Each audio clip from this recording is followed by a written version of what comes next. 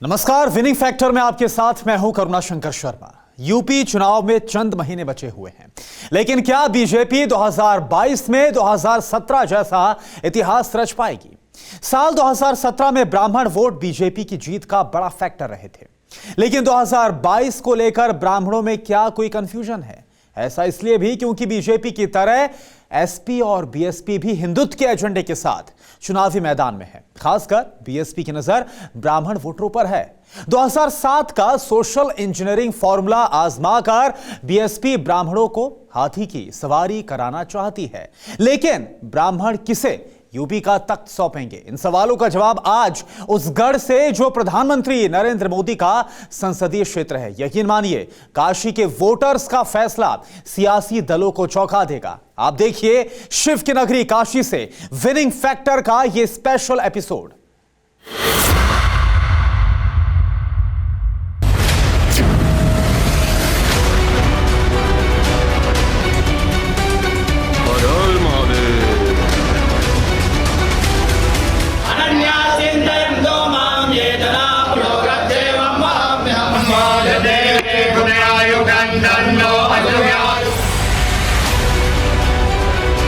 हमेशा भाजपा के थे, भाजपा के थे।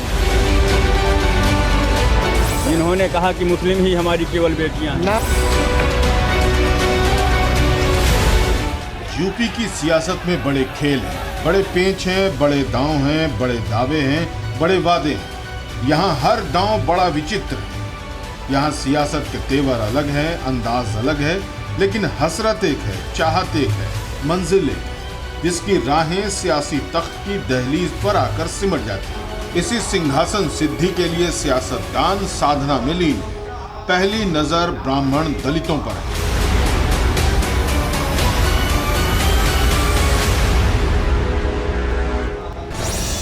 लेकिन 2022 का यूपी संग्राम ब्राह्मण किसे देंगे वरदान? हमेशा भाजपा के थे, भाजपा के हैं। लोग हमेशा भाजपा की तरफ रहे हैं। इन्होंने कहा कि मुस्लिम ही हमारी केवल बेटियां हैं। यूपी में क्या अब की बार ब्राह्मण दलित साथ आएंगे? चुनाव से पहले यूपी में बड़ी बहस छिड़ी है। सत्ता के गलियारों में ब्राह्मण दलितों को साधने की होड़ है, लेकिन 2022 में ब्राह्मण किसे अजय वरदान देंगे? क्या दलित ब्राह्मण इस बार बड़ा उलटफेर करेंगे? प्रयागराज की महिमा सुनिए, ऋषि मुनियों की वाणी, नर तो क्या पक्षी तरते गंगा यमुना के पानी। नमस्कार, मैं हूं श्रीनिवास और इस वक्त मैं धरा के उस भूखंड पे मौजूद हूं जहां आने के लिए सिर्फ ऋषि मुनि ही नहीं बल्कि देवता तक लालायित रहते हैं।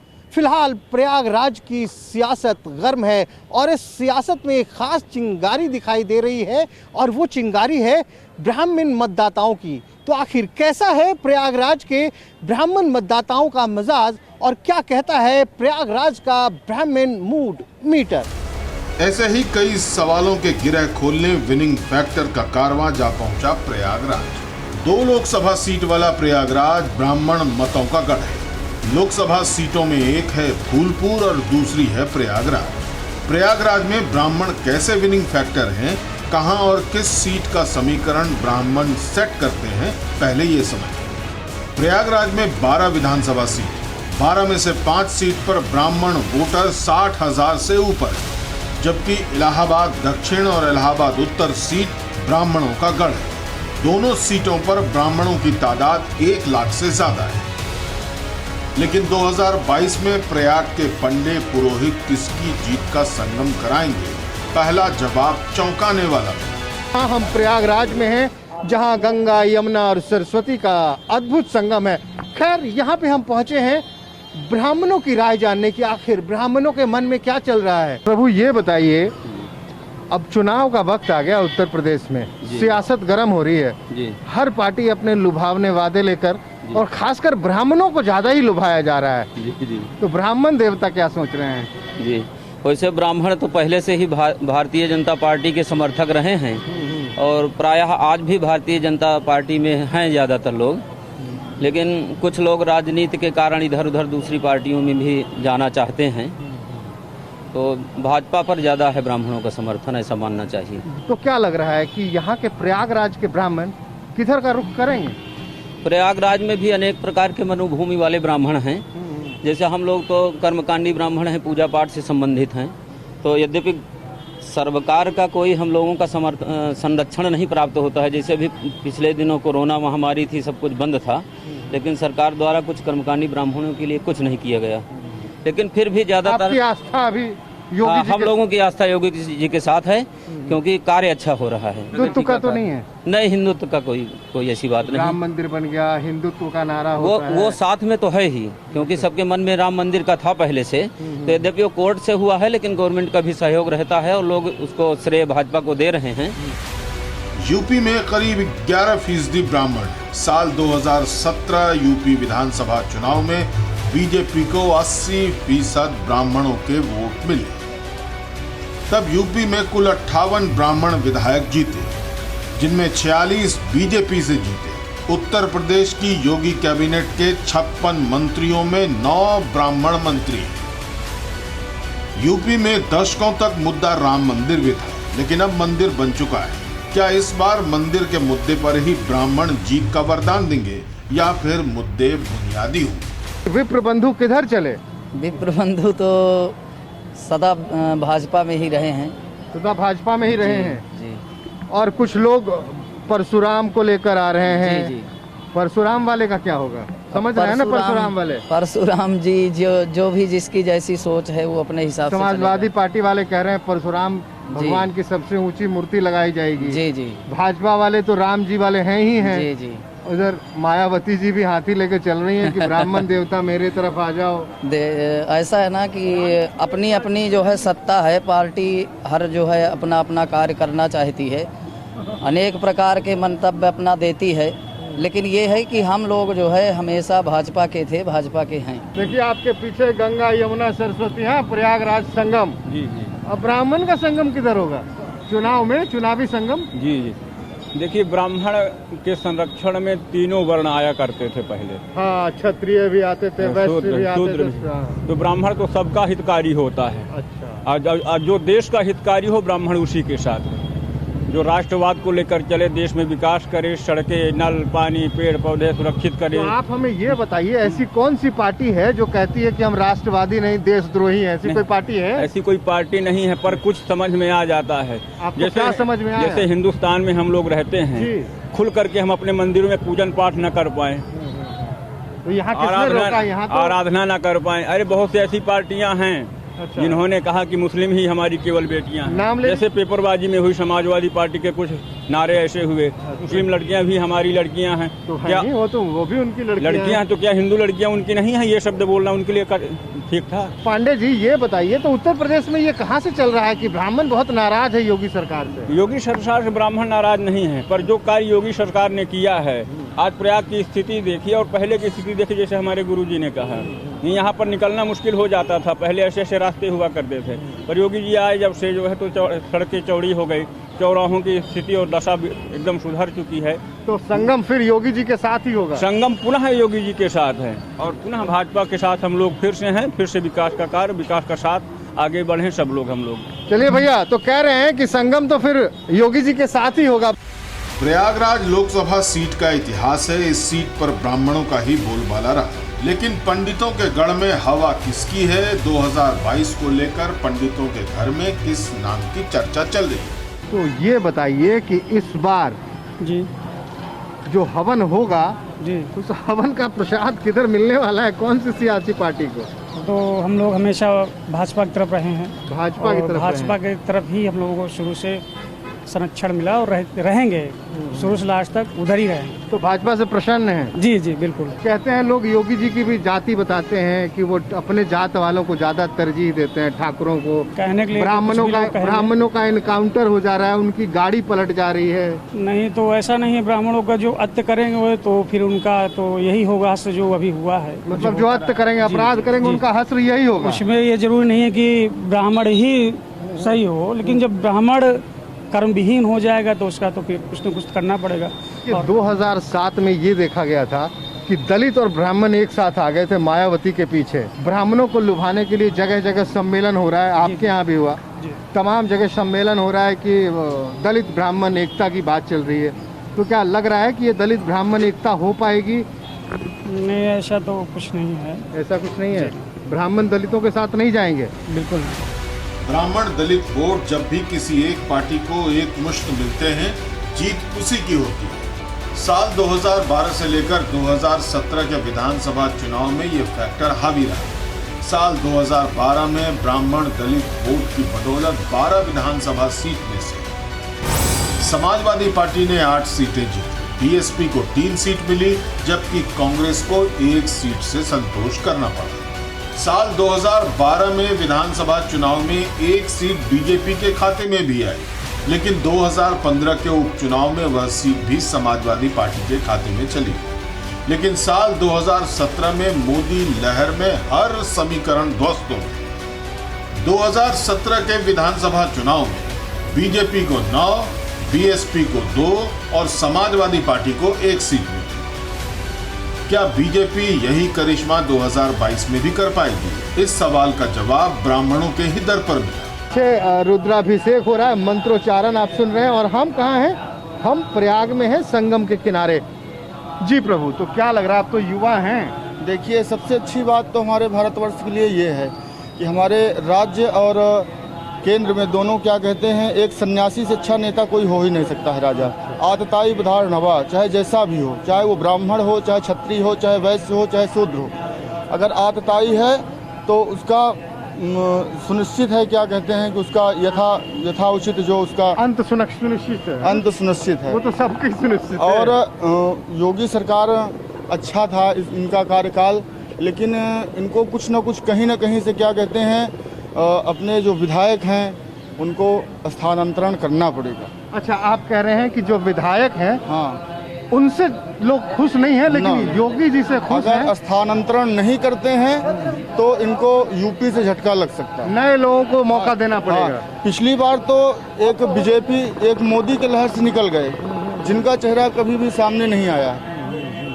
लेकिन इस बार ऐसा नहीं होना है। इस बार मोदी की लहर पे काम नहीं होगा, इसलिए कि जनता सब जान चुकी है, मुख्यमंत्री जी और प्रधानमंत्री जी, उनसे किसी प्रकार का किसी को कोई शिकायत नहीं है। लेकिन क्या कहते हैं, जिनके विधायक हैं, सांसद हैं, हाँ, उनसे ज्यादा प्रॉब्लम। ब्राह्मण मूड की रीडिंग चौंका रही थी। ये बता रही थी कि अब की बार यूपी की राह में बड़े रोड़े हैं। सियासत से ब्राह्मणों को कुछ लेना देना नहीं, मुद्दे यहाँ बुनियादी हैं, जिनके मुकम्मल न होने से ब्राह्मण मन थोड़ा आहत है। 2017 में ब्राह्मणों ने ही बीजेपी की नैया पार लगाई, लेकिन पंडों पुरोहितों की नाराजगी क्या किसी परिवर्तन का सिग्नल है? कहते हैं मनुष्य को बिना ब्राह्मणों के मोक्ष नहीं मिलता, वो मनुष्य जीवन हो या फिर आपकी सियासी यात्रा। और जहां तक बात की जाए उत्तर प्रदेश की, यहाँ के बारे में तो कहा जाता है भैया, बिना ब्राह्मणों के जब तक पंडित जी ना कहीं हैं कुछ ना होई। सही बात है ना बाबा? बिल्कुल भैया। नाम बताइए अपना। पंडित रामराज मिश्र। तो बिना पंडित के मोक्ष नहीं मिलने वाला? न मोक्ष मिलना है, न सियासत में उनको सीट मिलनी है, ना मोक्ष मिलनी, ना सियासत में सीट। यूपी में गवर्नमेंट बनाना है तो ब्राह्मणों को लेकर चलना ही पड़ेगा इनको। ब्राह्मणों को तो ब्राह्मण को लेकर चलने को सब तैयार हैं, बिना इनका कल्याण ही नहीं है। तो क्या लग रहा है, ब्राह्मण किधर चलेंगे? ब्राह्मण भाजपा में जाएंगे भैया। ब्राह्मण भाजपा में जाएंगे। और जो हाथी इतना बढ़िया सवारी है। अरे हाथी सवारी ना, हाँ। लेकिन सवारी लाख हो, लेकिन बिना कमल के फूल को खिलाए हाथी भी काम नहीं कर एक पाएगा। तो गाना भी है ना, हाथी ना घोड़ा ना कौनो सवारी, कुछ ऐसे है ना। कमल फूल ही चलेगा। बिल्कुल चलेगा भैया। लोग कह रहे हैं बड़े नाराज हैं पंडित जी। कोई नाराज नहीं है भैया, हाँ? कोई नाराज नहीं। कहते हैं मार गोली के धुआं कर दिया गया, 400 पंडित जी मार दिए गए। कहाँ मार दिए गए? जो गलत कह तो रहे हैं, मायावती जी कह रहे हैं सबका केस लोग लड़ेंगे। कह रहे हैं ना, लेकिन जो गलत है वो गलत है, सीधी बात है। अच्छा, जो गलत करेगा उसके साथ होगा ही। अच्छा, अब तो कहाँ पक्षपात कर रहे हैं? क्योंकि ब्राह्मण ही मारे गए और भी अन्य जात नहीं मारे गए क्या? वो तो कह रहे हैं कि चुन चुन के ब्राह्मण मारे गए। ऐसा कुछ नहीं है। तो योगी जी बढ़िया है ना? बिल्कुल सही है। लोग कह रहे हैं कि ठाकुरवाद हो रहा है, ब्राह्मणों कहाँ हो रहा है बताइए? हमें क्या पता, आपके नेताजी लोग कह रहे हैं। नेता कह रहे हैं, नेता को तो रोटी सेकनी है ना अपनी। रोटी तो सीख रही है, रोटी की नहीं सीख रही है। नहीं सेक नहीं रही ना, इसीलिए तो परेशान है ना। परेशान है, हाँ? और क्या हाथी घोड़ा का क्यों परेशान है? इसीलिए परेशान है। अच्छा, ये जो ब्राह्मण सम्मेलन में जो लोग आ रहा है ब्राह्मण ही है ना सब? क्यों नहीं? है? और कौन आएगा? तो मायावती जी का सम्मेलन है, उसमें भी देख रहे हैं। तो वो उनको बनाए हुए सब उनके, मतलब खरीदे हुए खरीदे हुए हैं। बिल्कुल। और बिना खरीदे वाले कहाँ हैं? जिन्हें कहते बोले भाजपा में है, अच्छा भाजपा में। अच्छा ये बताइए, क्योंकि उनको कोई स्वार्थ नहीं है। अब ये बताइए, लड़ाई तो राम परशुराम की भी हो रही है, लाख हो रही, लेकिन जो भाजपा है वो भाजपा ही अब रहेगी। अखिलेश भैया कह रहे हैं साइकिल पंचर हो गई उनकी। पंचर आओ क्या, तो रीम पे चलेगी। आओ क्या, वो कह रहे हैं इस बार तो रीम पे भगा के पहुंचा ही देंगे लखनऊ तक। कहीं नहीं पहुंच पाएंगे। कहीं नहीं पहुंच तो पाएंगे। पंचर साइकिल चलेगी कहाँ से? साइकिल पंचर हो गई, और मायावती जी के साथ वाले जो हैं कह रहे हैं कि वो ब्राह्मण खरीदे हुए हैं। चलिए, जजमान ने संकल्प तगड़ा कराया है। यूपी जातिगत राजनीति की प्रयोगशाला रही है। एसपी बीएसपी जैसे क्षेत्रीय दल जातीय समीकरण के बूते ही यूपी में सत्ता के सिंहासन तक पहुंचे। आजादी के बाद से ही ब्राह्मण और दलित कांग्रेस के कैडर वोटर थे, लेकिन अब वही कांग्रेस हाशिए पर है।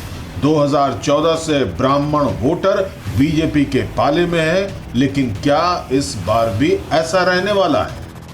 सरयू पारिन है क्या?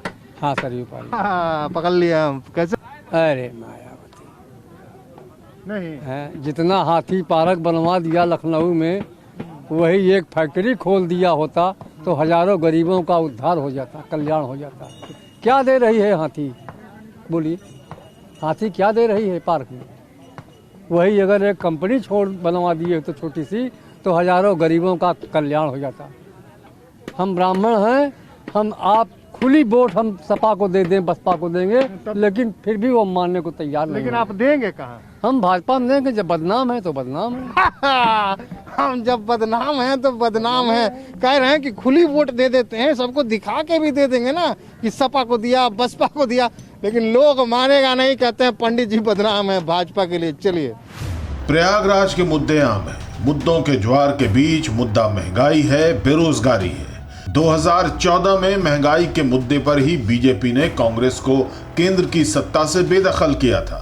तो क्या उसी मुद्दे को हथियार बनाकर कांग्रेस यूपी में खो चुकी सियासी जमीन तलाश पाएगी? ब्राह्मणों का मूड जानते जानते सुबह से शाम हो गई है। पूरे दिन हम इलाहाबाद के अन्य इलाकों में ब्राह्मणों के मूड का जायजा लेते रहे और अब अंधेरा हो चुका है, और हम हैं इलाहाबाद के सिविल लाइंस में सोफिया लॉरेंस बिटल स्टोर। इसकी एक अपनी कहानी है, वो भी इंटरेस्टिंग है, लेकिन फिर वो कहानी बाद में। पहले ब्राह्मणों का मूड मीटर जानते हैं। ये बताइए सर, आप तो युवा हैं, क्या लग रहा है, माहौल कैसा है, चुनावी माहौल, खास करके ब्राह्मणों की बात करें तो? कुछ भी कहा नहीं जा सकता है, क्योंकि जो भी व्यवस्थाएं चल रही हैं कुछ विपरीत हैं, कुछ बराबर में भी हैं, तो चुनाव के बाद ही पता चलेगा। लेकिन तब भी कांटे टक्कर रहेगी इस बार। लेकिन ये देखिए, जो देखा गया, अगर हम बात करें 2017 की या 2019 की, ब्राह्मण खुलकर भारतीय जनता पार्टी के साथ आए, माहौल वही रहेगा या फिर ब्राह्मण के मूड मीटर में कुछ चेंज हो रहा है? कुछ लोगों की मतलब चीज़ें फुलफिल नहीं हो पाई हैं, जो लोग एक्सपेक्ट किए थे वो चीज़ें नहीं उतरी हैं, उस हिसाब से थोड़ा सा टफ रहेगा इस बार। टफ रहेगा, बिल्कुल लगता है टफ कि रहेगा। ब्राह्मण टूटेंगे? बिल्कुल। क्या लग रहा है, मतलब कितने प्रतिशत ब्राह्मण टूट सकते हैं? मेरे हिसाब से 30%। 30% के आसपास जो वोटर्स हैं ब्राह्मण के, वो उधर चले जाएंगे। मोस्टली यूथ टूटेगा। यूथ टूटेगा, बिल्कुल टूटेगा। नाराजगी है, बिल्कुल नाराजगी है। भैया युवा हैं, कह रहे हैं यूथ टूटेगा, लेकिन नाराजगी का कारण क्या है?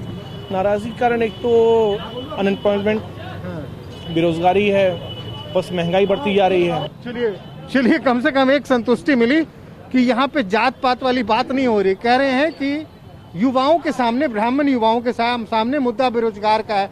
फिक्र आपकी, सोमवार से शुक्रवार रात 9 बजे सिर्फ TV9 भारतवर्ष पर।